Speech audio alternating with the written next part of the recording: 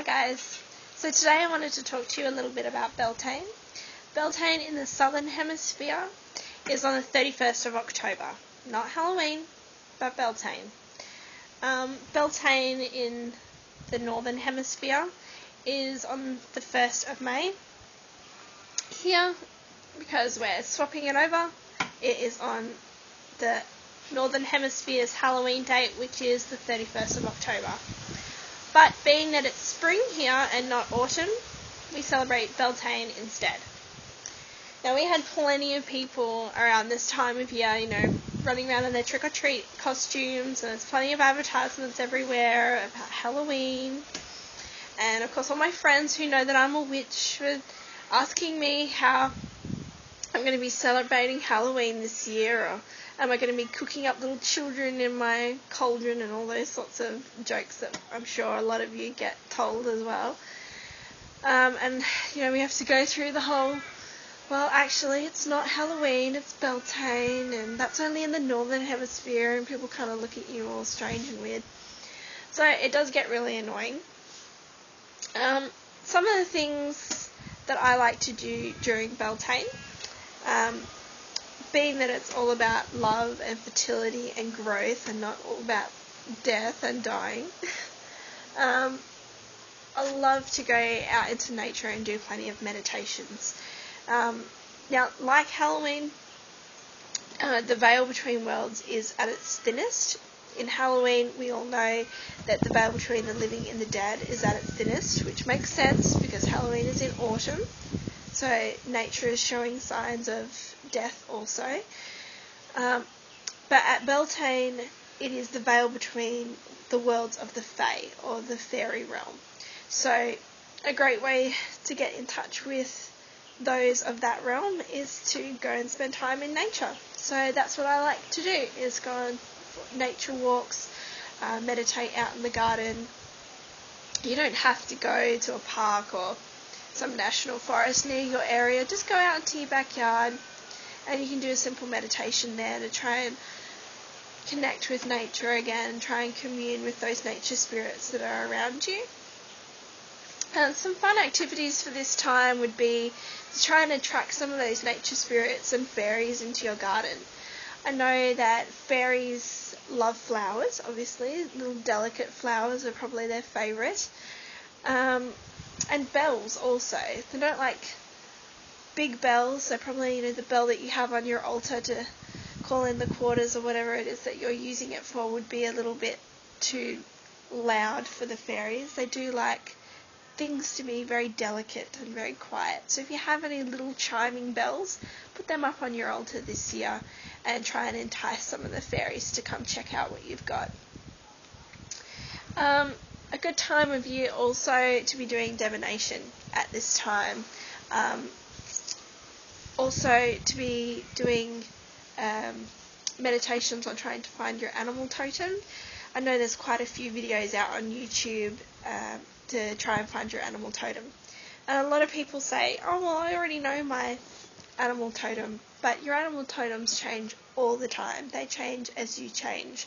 So whatever it is that you need in your life at that particular time, your animal totem will change to help you with that.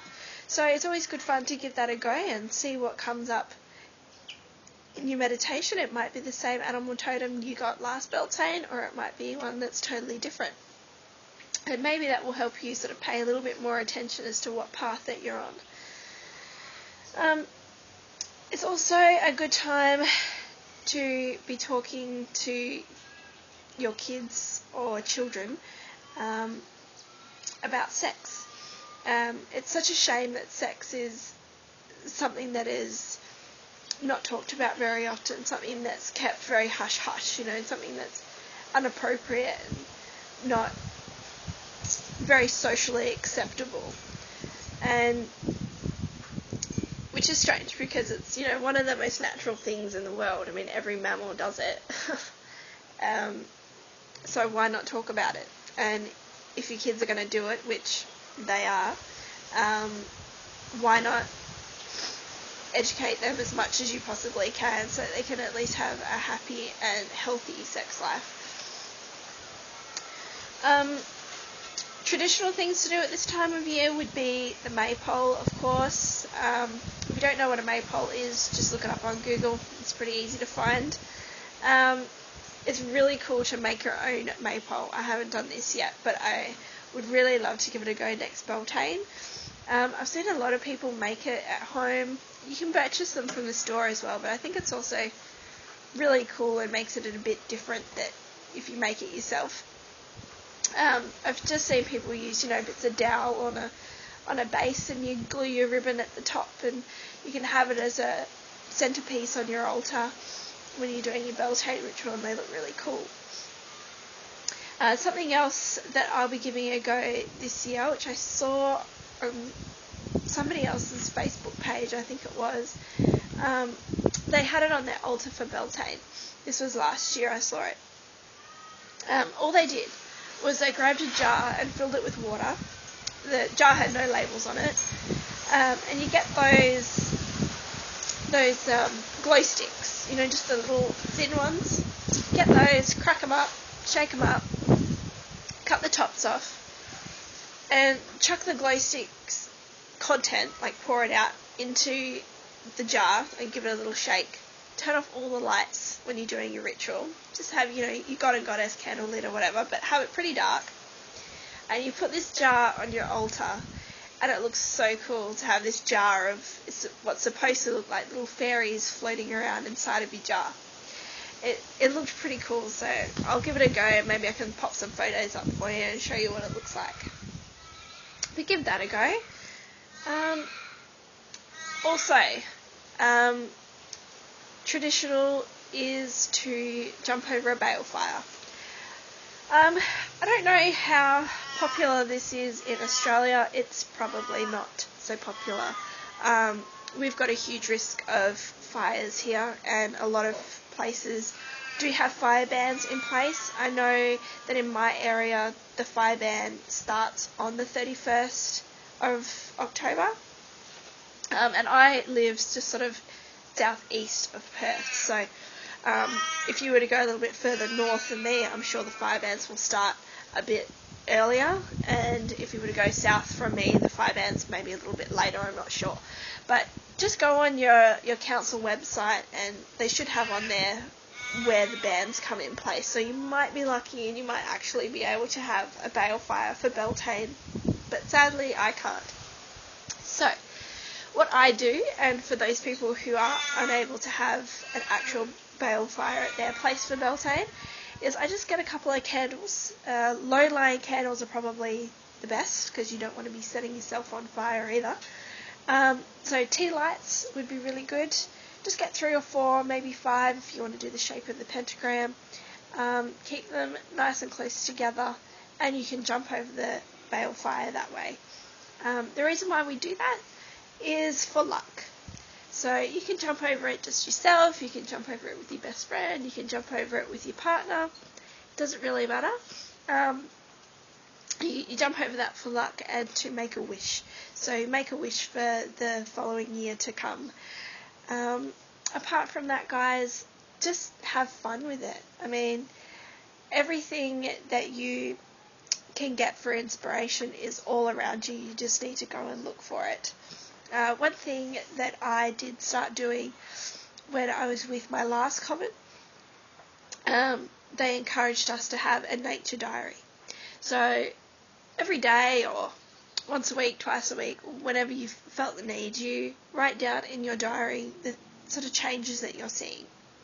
And how does that correspond to the sabbats and the espits, or even changes within yourself.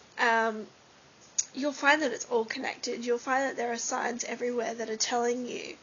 So this gets you used to the changes, it gets you used to the signs, and it means that, if you forget, sorry, there's a fly flying around my face, if you get a little bit lost and you can't remember what Sabbath's coming up next, it means you can just look into nature and go, oh, right, yep, Beltaine's coming up.